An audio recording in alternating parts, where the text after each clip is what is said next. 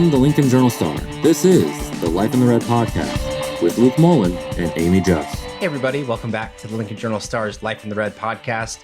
Luke Mullen and Amy Just here with you for another week, breaking down everything Husker sports related. Lots of fall sports action going on, and winter sports action not too far away around the corner actually, as we're here in October. Get to that briefly here in our week around Husker sports, starting with Husker soccer. Lost 3-0 to Northwestern in their recent match. Kind of losing skid going on for them. They return home to face Purdue Thursday at 7 o'clock, 7:05, and then Maryland Sunday at 1:05 at Hibner Stadium. Of course, the only Nebraska-Maryland matchup going on this weekend. Husker football on the road there. We'll get to that one here in a moment, but lots to talk about with this Husker volleyball team, starting with the win over Penn State that you have to ask, I mean, what the heck happened to Penn State? I don't know. That was the most thorough sweep victory that Nebraska has had over a ranked team in program history. Believe it or not.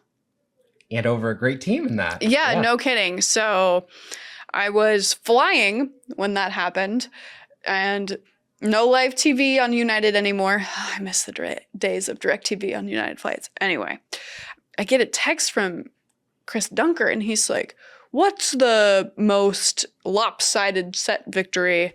And I'm like, what are you talking about? And he's like, well, it's 24-6 right now. And I was like, oh my Lord. So I had no idea that was happening, but my God.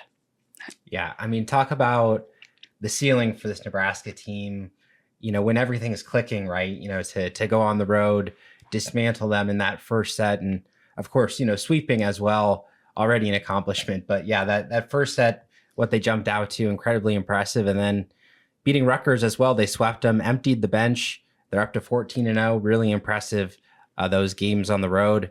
And they will host Washington Friday at 8 p.m. and then turn around. They face Purdue Sunday at noon on the road. Kind of interesting. Home and then road quickly like that. But one other quick volleyball note, you wrote about this recently, the reseeding and the expansion that's going on inside the Devaney Center. Just a couple of the quick details you think that people need to know about that. Yeah. Breathe. It's going to be okay. The man at Nebraska who is in charge of overseeing all of this, Tyler Kai, has said 100% every season ticket holder will have the opportunity to select seats. You're not going to lose a spot in the arena. You might have to change your seat, but you will have the opportunity to get seats. And some people who've been on the waiting list might actually get in for Good once. News. Yes. So they are enforcing very strict limits for the ticket maximums. So the highest tier will have the opportunity to get up to 6. Some of the higher tiers 4, and then 2 for the lower tiers. And that's to help combat ticket brokers, and it gives more people the opportunity to come in to the venue. I know there's a lot of headache. They're not going to be selecting seats until for months, right? But they want to get out ahead of this and be able to communicate effectively so everybody's on the same page when that time comes, and also give people the opportunity to donate more if they want to move up a tier, or kind of reassess where they want to be and what they need to do to get there. Yeah, I think just really important to take those steps, you know, to make sure that process is clearly defined and, you know, people know what they're getting into. And as you mentioned, you know, they've said this in the past, but how long it had been, you know, since the reseed and the donor levels, they wanted to kind of balance things out and make sure that the current donors were accounted for. That was a big thing for Troy Dannon, factoring into that decision. So, and you have to do a reseat because the number of seats in a row in the lower bowl will change because of the renovation process. So they're going from those those bench seats, and then they're going to put in individual chairs like are up in the upper bowl, and the math doesn't work. You have to reseat because there will actually be decreased capacity in the lower bowl. So they have to do this anyway. Yeah, interesting. Kind of a little jigsaw puzzle that they're going to have to put together here as they deal with that inside the Devaney Center. Another quick note here on Husker Sports, men's basketball. We'll hear a lot from the men's and women's teams as their respective media days this week, but the preseason media poll released and Husker men's basketball picked 14th to finish.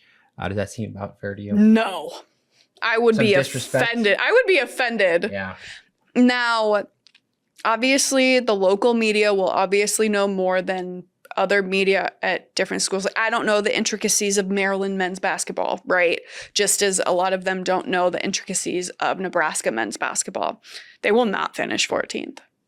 I think a lot of that has to do with the brand, the view of the brand, people forgetting that Rink Mast is back, people not knowing what Braden Frager has in front of him this season.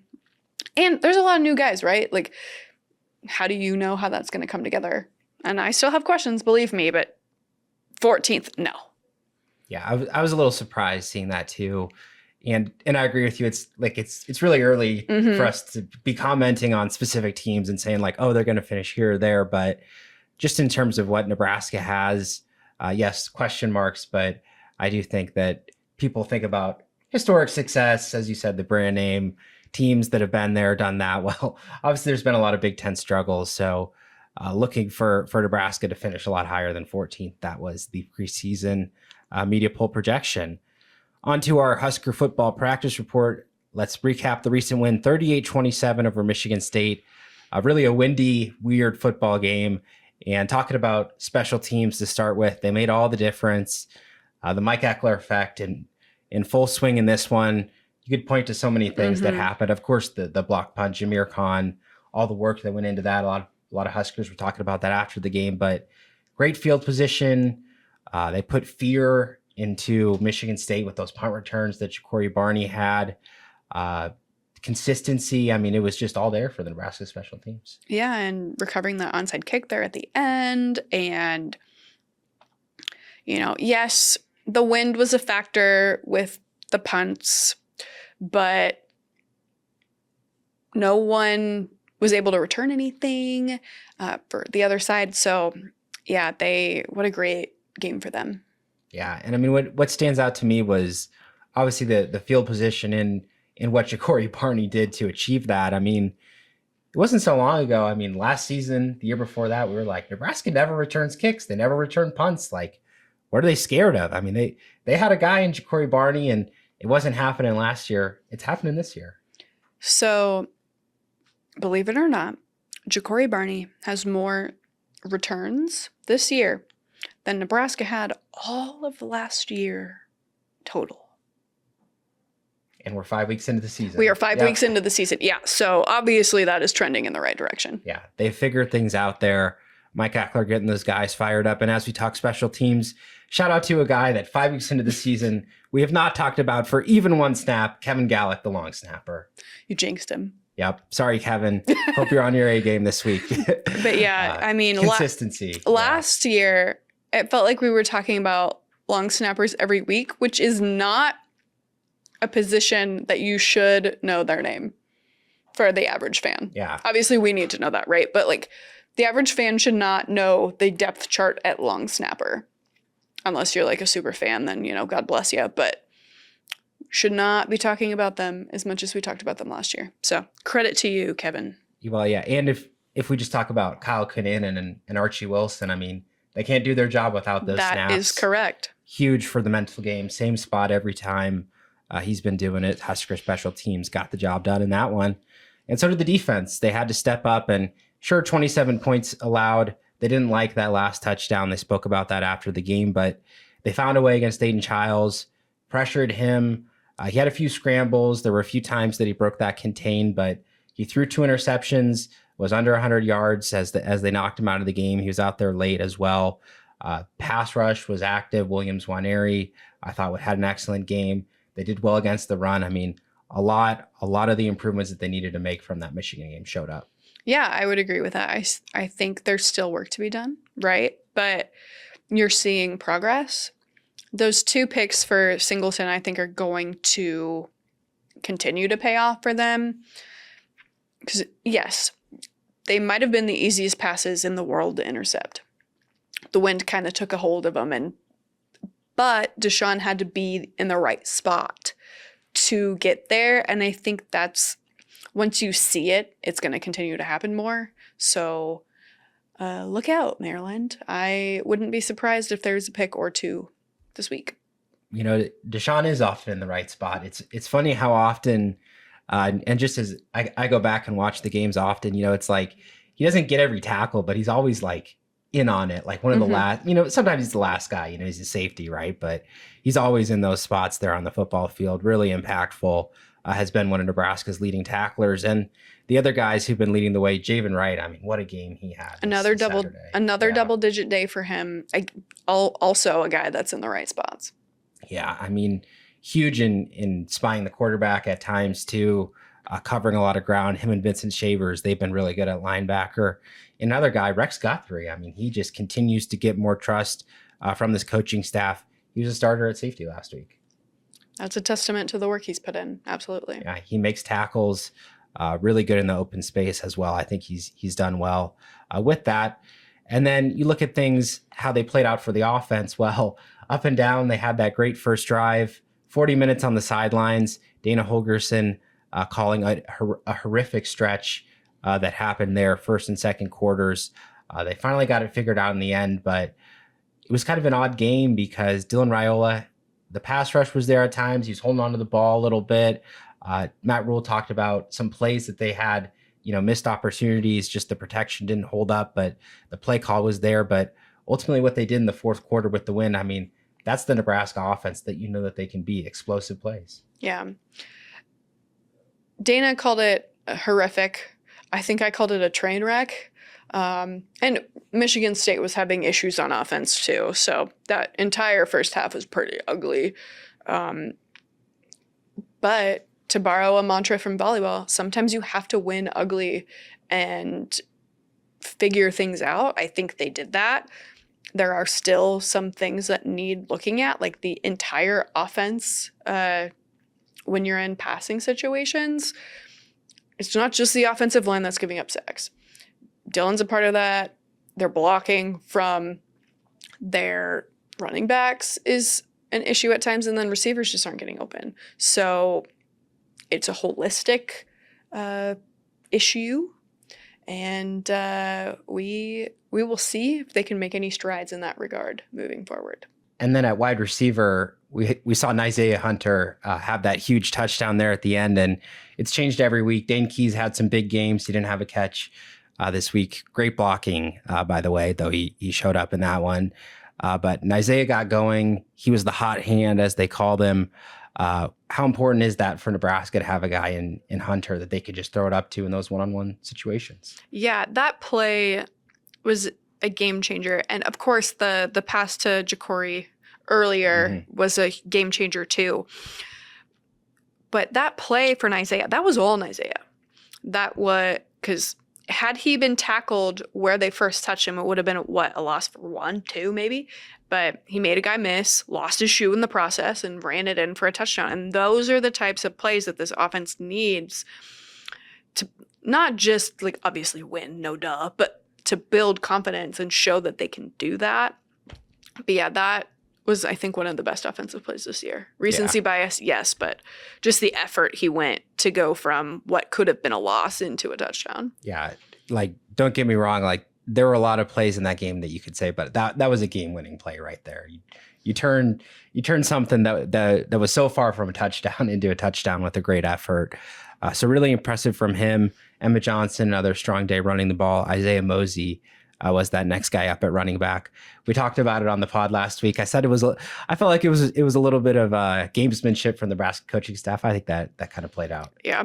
And I mean, to the coaching staff's credit, they said they wanted to get Mosey a little bit more run, but they did not anticipate having as few offensive plays as they did. Yeah. I don't think anybody was prepared for the way that wind impacted that game. And so it does kind of make it hard to put this Michigan State game in context for the rest of the season. And we'll get into that with our next preview here and these quick fire questions about what to take from this one moving forward, starting with the offensive line.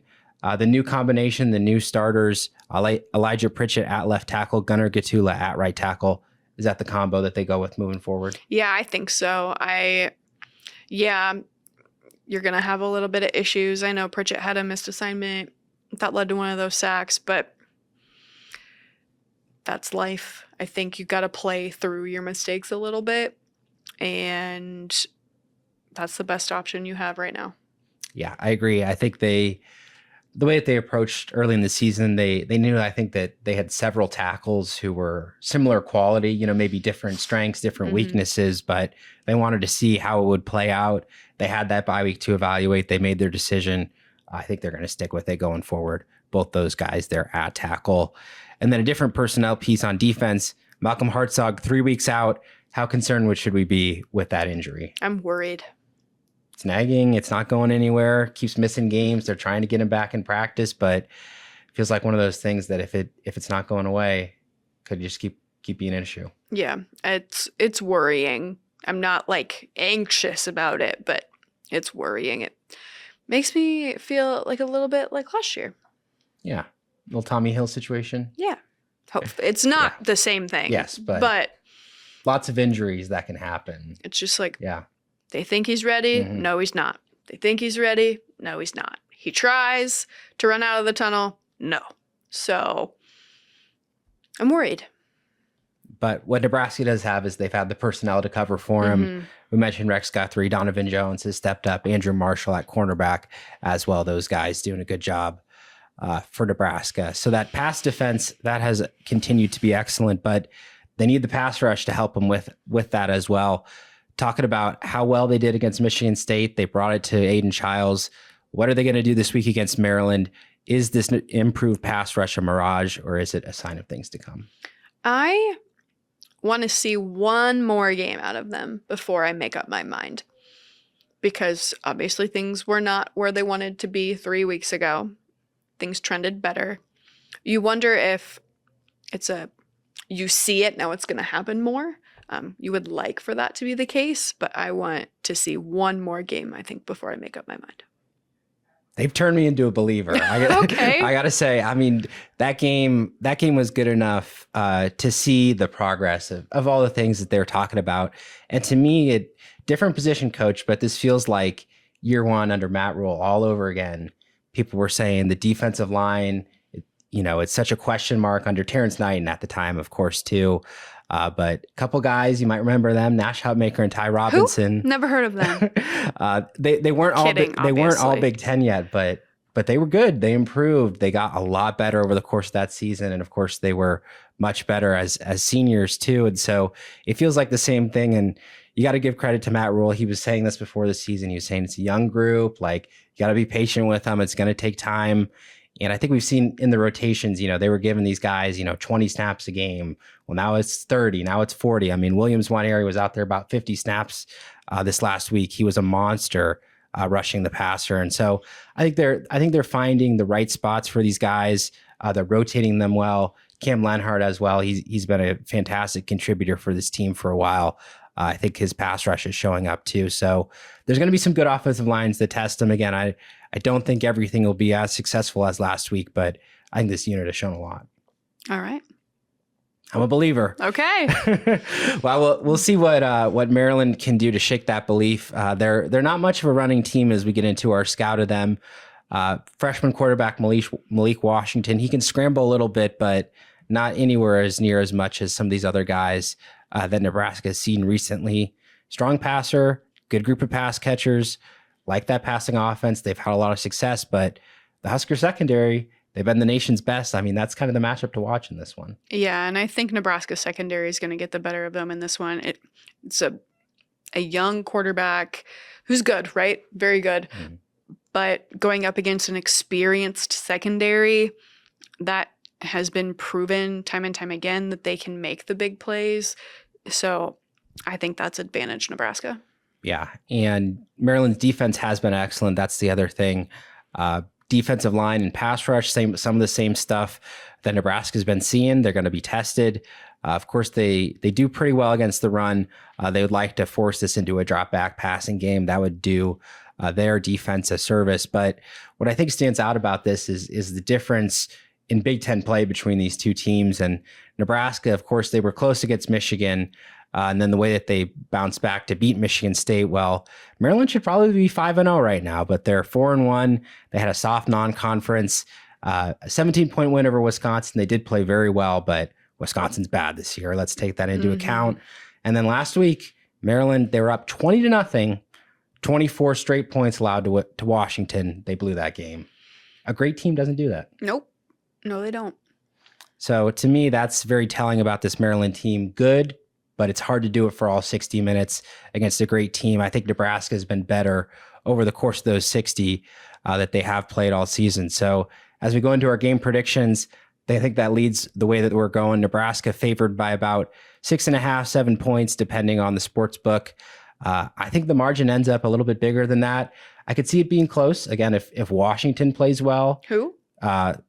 Malik Washington. Oh, sorry. They just played. They just played Washington, so that was in my brain. Team. My bad. Yep. But if he plays well, if the Maryland pass rush gets Nebraska sped up, if Dylan Raiola doesn't have time in the pocket, I could see it being close. I could also see a scenario where the Husker secondary shuts him down. They have a really hard time on offense. He turns the ball over a couple times. You mentioned that's something that could happen. I'm going to say 28-17. With the potential for even a 2-touchdown margin of victory, I think, if everything goes right. Yeah, I'm going to say 31-21. I think it wouldn't surprise me if the defense scores or gets close to it. And that's going to make it a little bit of a bigger margin of victory than you would normally anticipate. But like I said, who knows about this Maryland team? If the best version of them shows up, I think they will give Nebraska quite the test. We'll see what shakes out. Looking forward to bring you that road coverage. We'll be there with you, following along in College Park to see the Huskers take on the Terrapins this Saturday. All the coverage for you will be online at journalstar.com. That'll do it for today's episode of the Life in the Red podcast. We'll see you again next week. Thank you for listening to this week's Life in the Red podcast. Our theme music is composed by Sasha Indy. The stories continue on journalstar.com.